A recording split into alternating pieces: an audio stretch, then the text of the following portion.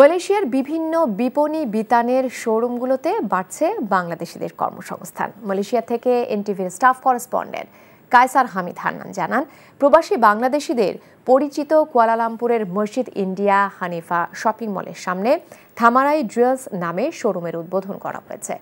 সেখানেও কর্মসংস্থান হয়েছে বাংলাদেশি তরুণ তরুণীদের। থামারাই জুয়েলসের পরিচালক দাতু সারগুনান বলেন, বাংলাদেশি ক্রেতাদের পছন্দের কথা বিবেচনা করেই তাদের শোরুমে রয়েছে আধুনিক ডিজাইনের স্বর্ণ এবং ডায়মন্ড।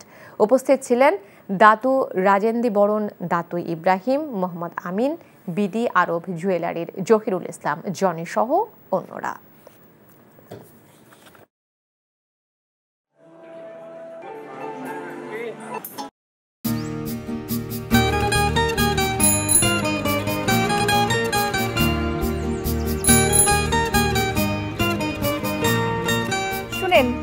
পুরুষ মানুষ তো এভাবে ভয় পেলে চলে না, মুখে সাহস রাখতে হয়। যা বলবেন সোজা সাপটা বলবেন।